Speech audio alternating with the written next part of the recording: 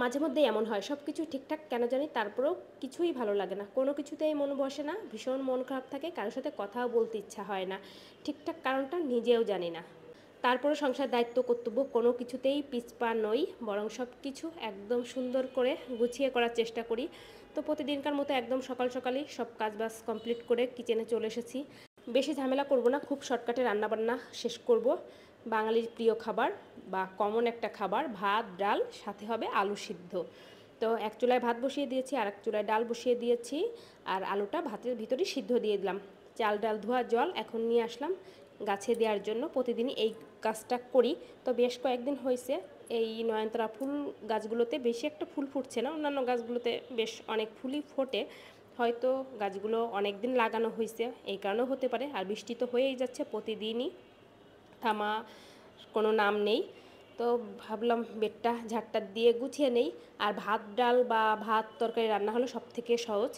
বেশ কয়েকদিন বলা যায় এই সপ্তাহে অনেক দিনই সকালে ভাত করা হয়নি, রুটি লুচি বা এরকম অন্যান্য খাবার দাবার খাওয়া হয়েছে। তো সুন্দর করে বেডটা ঝাড়টা দিয়ে গুছিয়ে নিলাম। আর মেয়েটা একদম সকাল সকাল উঠেই খেলনাপাতি নিয়ে বসে পড়ে। আজকে তো সকালে উঠে শাড়ি পরে এই যে বসে আছে, একদমই সকালে ব্রাশ করতে চায় না, তারপর জল খেতে চায় না, ভীষণ দুষ্টুমি করে। যাই হোক, আর ওর পাপার থাকে ওই কাজগুলো, এর জন্য আরও বেশি দুষ্টুমি করে। আমি যদি করিয়ে দিতে পারি তাহলে আবার খুব কম টাইমে হয়ে যায় বা অতটা দুষ্টুমি করে না। ডাল তো প্রায় প্রতিদিনই বাসায় রান্না করা হয়, তো প্রতিদিনই একভাবে রান্না করি না, এক একদিন এক একভাবে রান্না করি। আজকে বেডটা ঝাড় দিতে গিয়ে এই যে কড়াইয়ের এই অবস্থা হয়েছে, একদম পুড়ে গেছে। তো আলাদা কড়াইতে দিয়ে দিয়েছি এর জন্য।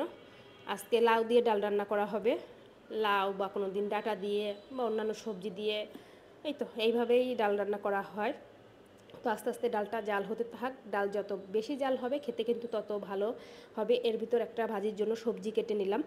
এই বছর বেশ কয়েকটা কাঁঠাল বাসায় নিয়ে আসা হয়েছিল, তো অনেকগুলো কাঁঠালের বীজ জমে গেছে। কিছু কাঁঠালের বীজ আমি ফ্রিজে সংরক্ষণ করছি, আর কিছু বাইরেই ছিল। তো আজকে বেশ অনেকটা কেটে এভাবে ভাজির জন্য বসিয়ে দিলাম।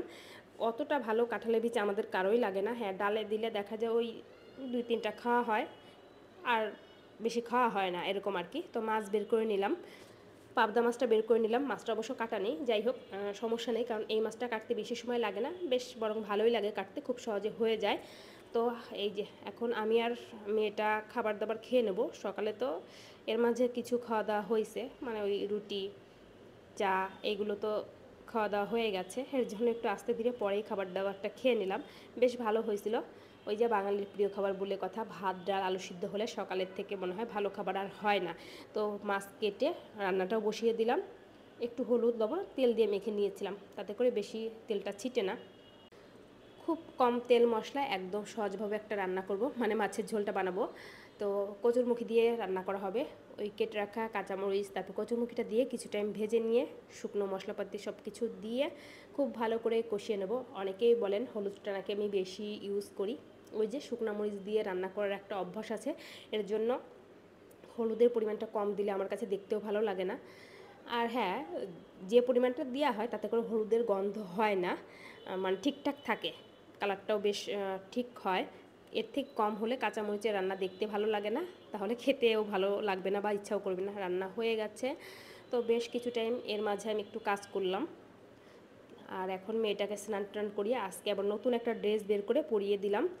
সে এরকম নতুন ড্রেস পরতে পারলে ভীষণ খুশি হয়, বেশ অনেক টাইম এইভাবে খেলা করবে, খুলতেও চাইবে না, জোর করে খুলিয়ে তারপর যখন ঘুম পারবো তখন ঘুম পাড়াতে হবে। তো ব্যালকনিতে আসলাম গাছগুলো দেখতে আর আপনাদেরকেও দেখাতে যে কত সুন্দর হয়েছে। আমার ইচ্ছা আছে গাছগুলো এই যে গ্রিলে তুলে দেব, গ্রিল বেয়ে গাছগুলো ঘুরে বেড়াবে, দেখতে ভালো লাগবে। দেখা যাক, খুব তাড়াতাড়ি হয়তো বড় হয়ে যাবে। আকাশটা একদম মেঘে ঢেকে আছে, বৃষ্টি হচ্ছে, আরও হবে। তো এটা অনেক পরে। খুব সুন্দর একটা ঘুম দিয়ে উঠেছি সন্ধ্যার টাইমে। তো উঠে এই যে সে আবার এখন বই নিয়ে শুয়ে শুয়ে ছড়া বলতেছে। একা একা অনেক টাইম বই নিয়ে এরকম বলে, মাম্মি এটা কি ওটা কি, বা এরকম ছড়া বলতে থাকে, খুব মনে থাকে। বা পড়াশোনার প্রতি দেখেই ছোটোবেলা থেকে খুব আগ্রহ, মানে ও খেলার ছলেই পড়তে থাকে।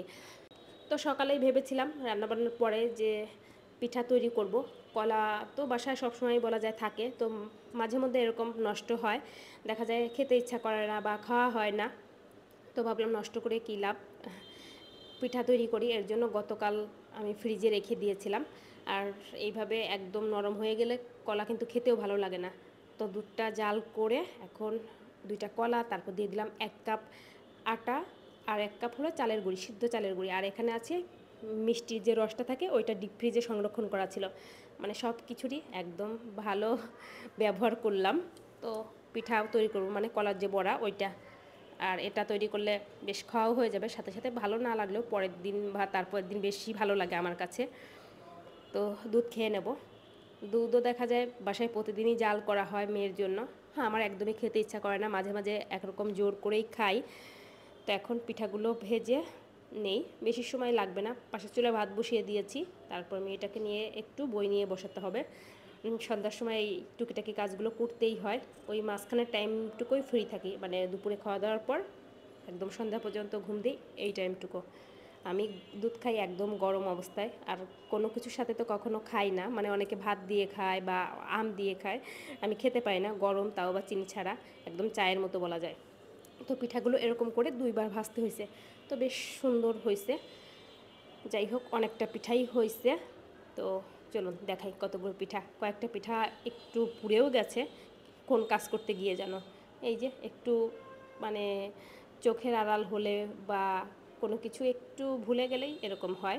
তো মেয়েটাকে দিলাম, ও খাচ্ছিল মজা করে। তারপর একটু বই নিয়ে বসলাম, সে কিন্তু অনেক কিছু লেখা শিখে গেছে একা একাই। মানে প্রথমে তো হাত ধরে ধরে শিখাইছি, এখন একা একাই লিখতে পারে, দেখেন বেশ সুন্দর হয়। যাই হোক, এইভাবেই সকাল থেকে দুপুর পর্যন্ত, দুপুর না সরি রাত পর্যন্ত পার করলাম। আর ব্লগটা এই পর্যন্ত, সবাই ভালো থাকবেন, নতুন ব্লগে দেখা হবে।